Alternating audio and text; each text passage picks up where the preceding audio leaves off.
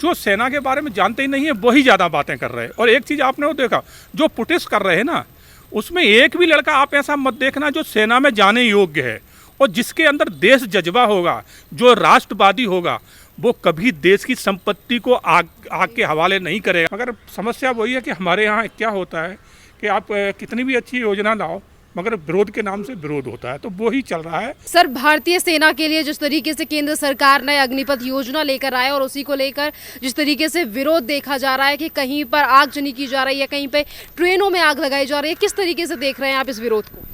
बिल्कुल शेरिन, मैं बताना चाहूँगा आपको कि कुछ तो युवा इस पर भ्रमित हो रहे हैं और कुछ उनको भ्रमित किया जा रहा है, जबकि ये योजना जो गवर्नमेंट जो लेके आई, सेंट्रल गवर्नमेंट, बहुत अच्छी है, खास करके उन युवाओं के लिए कि जो फौज में तो सर्विस करना चाहते हैं मगर स्थायी नहीं करना चाहते। वो सोचते हैं कि हम आर्मी का एक्सपीरियंस भी ले लें, आर्मी की नॉलेज भी हमें मिल जाए और फिर उसके बाद हम बाहर अपने सेटलमेंट हो जाए। तो ये योजना उनके लिए सबसे बेटर है। और दूसरी बात आप इसमें देखिए कि इसमें जो सैलरी दे रहे हैं वो भी अच्छी दे रहे हैं। 4 साल के बाद जो उनको रिटायरमेंट दे रहे हैं वो भी आप देखिए 12 लाख के लगभग उनको मिल रहा है। और अमूमन उनको 18 लाख का उनको जो है ना लोन दिया है गवर्नमेंट ने कि आप अगर कहीं सेटलमेंट होना चाहते हैं, कोई बिजनेस करना चाहते हैं, तो इतना पैसा जिसके पास आ जाएगा 25 लाख से ऊपर, तो वो आराम से कहीं भी अपना बिजनेस डाल सकता है। उसके बाद आज गृह मंत्री जी ने एक घोषणा और करी है कि जितने भी हमारे अर्धसैनिक बल हैं उनमें सबको अगर ये सर्विस करना चाहेंगे तो 4 साल वाले, तो उनमें इनको हम वैकेंसी ज़रूर देंगे। उसके बाद प्राइवेट सेक्टर है, वो भी सब कह रहे हैं कि हम इनको देंगे। तो ये प्रॉब्लम तो कहीं है ही नहीं। सबसे बड़ी बात ये सर एक देखिए कि ये योजना में लाभान्वित कौन हो रहे हैं, जो फालतू घूमते रहते थे उनको बहुत अच्छा मौका मिल रहा है। सरकार का तो फ़ायदा है ही है, इसमें आम जो उन युवाओं का बहुत फ़ायदा है कि जिनको कहीं सेटलमेंट नहीं हो पा रहे थे, मगर 4 साल ऐसे पता भी नहीं चलते कब निकल जाते, और 4 साल में जो उन्हें बैकअप मिल रहा है बहुत अच्छा मिल रहा है। तो ये सरकार बड़ा सोच विचार की जो योजना लाई है। मगर समस्या वही है कि हमारे यहाँ क्या होता है कि आप कितनी भी अच्छी योजना लाओ, मगर विरोध के नाम से विरोध होता है, तो वो ही चल रहा है। और इस योजना से सबसे बड़ा एक फ़ायदा है, वो देश को ये है कि जब 4 साल नौकरी करने के बाद जो हमारा युवा वापस आएगा, वो एक डिसिप्लिन में आएगा, आर्मी की ट्रेनिंग लेके आएगा, वो एक नागरिक उस तरह का बन के आएगा जो सिद्धांतों को मानता है, देश के कानून को मानता है, हमारे राष्ट्रीय फ्लैग के लिए अपनी जान कुर्बाने को तैयार रहता है। तो वो जो है ना जज्बा जब आएगा तो अपने सीने में लेके आएगा। तो ऐसे लोग जो हमारे समाज में और इसमें रहेंगे, तो जो सो कॉल्ड जो आज घूम रहे हैं ना, जो कहीं पत्थर फेंक रहे, कहीं कुछ फेंक रहे, तो ये कमज़ोर पड़ेंगे क्योंकि ये उनको समझाने में कहीं ना कहीं सक्षम रहेंगे। तो ये बहुत बड़ी चीज़ है, तो इसीलिए इनका विरोध हो रहा है। वहाँ की योजना बहुत अच्छी है। सबसे बड़ी बात ये देखिए कि इसमें जो ट्रेनिंग है मात्र 6 महीने की रखी है, क्योंकि सर्विस लंबी नहीं है। दूसरे जो परमानेंट सैनिक होते हैं उनकी ट्रेनिंग करीबन लगभग 2 साल की होती है। 9 महीने की तो उनकी बेसिक ट्रेनिंग होती है, जिसमें आर्मी का डिसिप्लिन है, आर्मी के जो आर्म्स हैं उनके बारे में सिखाया जाता है, किस तरह से चलाना है, कौन कौन से हथियार चलाना है, उनका खोलना मूलना बंद, और उसके बाद डिसिप्लिन, सबसे बड़ा आर्मी का डिसिप्लिन जो अनुशासन होता है आर्मी का, उसमें रहना सिखाया जाएगा। तो ये सब चीज़ें जो है ना इनको 6 महीने में पूरी हो जाएंगी। फिर बच्चे 3.5 साल, 3.5 साल इनको जॉब करने को समय मिलेगा। उसके बाद इनका रिटायरमेंट है। उसमें भी गवर्नमेंट ने एक चीज़ बहुत अच्छी रखी है कि जो लड़के जो हमारे जो युवा जाएंगे, अगर वो कैपेबिलिटी रखते हैं अपने अंदर, तो उनको उसमें परमानेंट भी किया जाएगा। ये नहीं कि सबके सब आ जाएंगे। 25% सरकार ने कहा है कि इन्हीं में से जो हैं वो परमानेंट सैनिक बनेंगे। तो उनमें से बनेंगे कौन? जो आर्मी की कुछ ट्रेनिंगें ऐसी होती हैं, मैप्रीटिंग होती है, कुछ क्लासेस ऐसी होती हैं जिनको आर्मी में जाने के बाद उनको पूरा समय से पूरा करना पड़ता है। तो वो चीज़ें जो अगर ये लोग कर लेंगे तो इसमें से 25% आर्मी में कन्वर्ट हो जाएंगे परमानेंट सर्विस में। तो ये बहुत अच्छी योजना है, कहीं बुराई नहीं।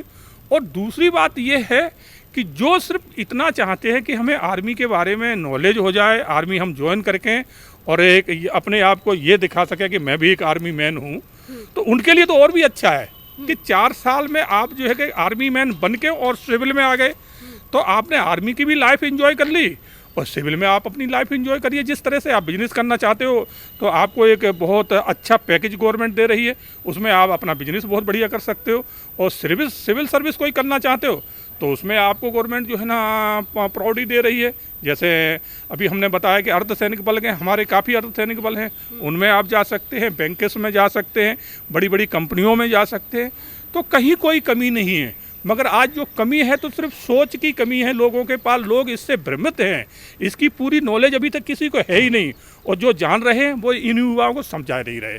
ये सिर्फ जो मोदी ये योजना लेके आए हैं तो इसलिए विरोध हो रहा है, बाकी योजना कतई खराब नहीं है। तो सर आपने जिस तरीके से बातें कही हैं, ट्रेनों में आग लगाई जा रही है, तमाम जगहों पर विरोध प्रदर्शन भी देखा जा रहा है, दिल्ली से लेकर बिहार में कई जगहों पर विरोध प्रदर्शन देखा जा रहा है। तो क्या ये अग्निपथ योजना का विरोध करने की बजाय मोदी सरकार का विरोध कर रहे हैं लोग? बिल्कुल, मेरे हिसाब से तो यही है शेरन, क्योंकि ये मोदी सरकार का विरोध है। क्योंकि इसमें ये सभी जानते हैं कि 4 साल एक ऐसा पीरियड है कि जो सिर्फ शौकिया करना चाहते, आर्मी मैन अपने आप को कहलाना चाहते, उनके लिए तो बहुत अच्छा पीरियड है 4 साल का, कि एक आप आर्मी मैन भी बन के आ रहे हो, जो आपके नाम के साथ आर्मी मैन लग जाएगा, तो आपका एक ये भी जो कहते हैं सपना पूरा हो रहा है। और दूसरे आपको एक इतना बड़ा पैकेज मिल रहा है जिसमें आपकी लाइफ बहुत अच्छी सेटल्ड हो जाएगी। अन्य फोर्सेस में आपको जो है ना बैकअप मिल रहा है, तो ये कहीं से कहीं कोई कमी नहीं है। मगर बात वही है कि विरोध के नाम पे विरोध हो रहा है कि मोदी सरकार ऐसा अच्छा काम क्यों कर रही है। जैसे पीछे भी आपने देखा किसान बिल आया था तो बहुत अच्छा था, किसान हित का बिल था, क्योंकि मैं भी एक किसान का बेटा हूँ, मेरे भी अच्छी फार्मिंग होती है इसी टाइम जो है ना। हाँ, तो ये सब चीज़ें हैं और मैं समझता हूँ कि वो कितना अच्छा बिल था, मगर उसको भी लोगों ने दबाव बना के उसको कैंसिल करवाया। तो उसी तरह से ये चीज़ें चल रही हैं। आप देखिए आज सबसे ज़्यादा विरोध कहाँ हो रहा है, जहाँ केंद्र की सरकारें ना तो केंद्र की है या केंद्र के सपोर्ट की नहीं है, वहीं हो रहा है जो हरदम विरोध करते हैं। राजस्थान में सबसे ज़्यादा विरोध हो रहा है, किसकी सरकार है सब जानते हैं। और इसमें अपने बिहार में सबसे ज़्यादा विरोध हो रहा है। तो हाँ, आपको मालूम है कि आरजेडी बिल्कुल जो है ना अपनी ज़मीन जो खो चुकी थी ना, उसको हासिल करने के लिए तो वो कर रही। इसी तरह से आप साउथ में देख लिए, तेलंगाना में, आंध्रा में जो हो रहा है, तो वहाँ बीजेपी की है ही नहीं, कांग्रेस की हैं या मिलीजुली हैं। तो ये सब मिलके, और दिल्ली का तो हमारा जो आज सीएम हैं केजरीवाल जी, श्री केजरीवाल जी, तो उनकी तो सोच ही रही है कि हर उस चीज़ का विरोध करना है जो मोदी ने किया है।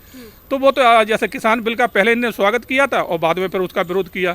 ऐसे ही पंजाब में जो उस टाइम कांग्रेस की सरकार थी, पहले किसान बिल का स्वागत किया फिर बाद में विरोध किया। तो ये वो लोग हैं कि आप कितना भी अच्छी योजना ले आओ, कितने भी बेनिफिट हों उसमें, मगर इन्हें विरोध करना है सिर्फ विरोध के नाम से। सर अगर आज इतनी ज़्यादा योजना है, जिस तरीके से आपने चीज़ें बताई हैं, एक तरफ केंद्रीय मंत्री हरदीप सिंह पुरी ने भी सारी डिटेल्स में चीज़ें बताई हैं कि जिस तरीके से विरोध प्रदर्शन हो रहा है लोगों को समझना चाहिए, पर उसके बावजूद भी जो अग्नि यानी कि जो आग है वो देखी जा रही है, ट्रेनें जलाई जा रही हैं, एक तरफ विरोध प्रदर्शन, दूसरी तरफ हिंसा जैसा माहौल क्यों बनाया जा रहा है, वो भी उनके नाम पर, उन सैनिकों के नाम पर जो हमारे देश की रक्षा करते हैं। देख शेरन, क्या है, हमारे देश में कुछ ताकतें ऐसी पनप चुकी हैं कि वो इस देश को खुशहाल नहीं देखना चाहती। आपने देखा होगा 23 मई को राहुल गांधी ने इंग्लैंड में अंतर्राष्ट्रीय मीडिया के सामने एक स्टेटमेंट दिया था कि भारत जो है ना पूरा इस टाइम बारूद के ढेर पे बैठा है, पेट्रोल छिड़क दिया गया है, सिर्फ माचिस की तीली लगाना है। और उसके बाद वो गुम हो गए, फिर वो 4 जून तक नज़र नहीं आए थे कहाँ, और इसी दौरान दंगे शुरू हो गए। और जिस तरह से आप देखिए कि एक स्वतंत्र जो है ना हमारी जांच एजेंसी है ईडी, उसने सिर्फ उन्हें पूछताछ के लिए बुलाया गया। और पूछताछ में बुलाने कोई बुराई नहीं है, जाइए, आप कहीं गलत नहीं तो आपका कोई कुछ बिगाड़ नहीं सकता, आप उनके सवालों का जवाब दीजिए। मगर उन्होंने किस तरह से दिल्ली को बंधक बनाया, जो उनके जो सीएम थे उनको भी यहाँ बुला के और दिल्ली को घेर लिया, ईडी दफ्तर को घेर रहे हैं, ईडी वालों को धमकियाँ दे रहे हैं। तो ये कहाँ है, आप सोचिए, ये लोग क्या कर रहे हैं हमारे देश को। तो राहुल गांधी और सोनिया गांधी जब कहते हैं कि देश अब जो है ना शांत नहीं है, दूसरे दिन अशांति फैल जाती है, क्योंकि इनका पूरा ये प्री प्लान्ड होता है। तो राहुल गांधी ने जब 23 मई को कहा, उसी टाइम से दंगे शुरू हो गए, पत्थरबाजी शुरू हुई। आपने देखा जिस तरह से कानपुर में हुई, फिर पूरे भारत में जगह जगह हुई, राजस्थान में हुई। जो लोग सेना का कभी सम्मान नहीं करते, सेना को लेकर तमाम नेता उन लोगों की पार्टी के बयान देते हैं। कांग्रेस इतनी पुरानी पार्टी है, उनके भी नेता कई बार सेना को लेकर अभद्र बयान दे चुके हैं। पर आज अगर अग्निपथ योजना की बात की जाए तो तमाम विपक्षी पार्टियां एकजुट होकर इसमें नाकामियां दिखा रही हैं। ये कह रही हैं कि ठीक नहीं है ये योजना। बिल्कुल सरीन, जो सेना के बारे में जानते ही नहीं है वही ज़्यादा बातें कर रहे हैं। और एक चीज़ आपने वो देखा, जो प्रोटेस्ट कर रहे हैं ना, उसमें एक भी लड़का आप ऐसा मत देखना जो सेना में जाने योग्य है और जिसके अंदर देश जज्बा होगा, जो राष्ट्रवादी होगा, वो कभी देश की संपत्ति को आग के हवाले नहीं करेगा, कभी इस तरह से जलन जो काम है वो नहीं करेगा। राष्ट्रवादी जो जिसे अपने राष्ट्र से प्रेम है, और ये ट्रेनें हैं, बसें हैं, किसकी है? हमारी अपनी है, हमारी अपनी संपत्ति, हमारे अपने टैक्स से जो संपत्ति बनाई जाती वो है, और हम उनको जला रहे हैं तो इसका मतलब हम देशद्रोही हैं, हमें अपने राष्ट्र से कोई प्रेम नहीं है। तो ये वो ही लोग काम कर रहे हैं जिन्हें सेना से कोई लेना देना नहीं, सेना के सम्मान से कोई। राहुल गांधी वही हैं जिन्होंने कहा था कि सैनिकों के ऊपर कितने गंदे गंदे कमेंट किए थे, तो ये आपको मालूम है। तो राहुल गांधी की ये सेना है जो कहीं किसी बहाने प्रोटेस्ट कर रही है, कहीं निकलते हैं, कहीं ये सैनिक के नाम से निकल आए। तो आप देखिए ना, उसमें दिखाई दे रहे एक भी लड़का ऐसा नहीं जो सेना में जाने लायक है, सब 30 से 30 से ऊपर हैं। तो ये सेना में जाने लायक है ही नहीं, ये समझते ही नहीं है। बस उन्हें तो प्लांट किया जाता है कि आप जाइए, पत्थर फेंकिए, सरकारी संपत्ति को नुकसान पहुंचाइए। तो इस तरह से हमारे देश में बहुत बड़ा नैरेटिव चल रहा है।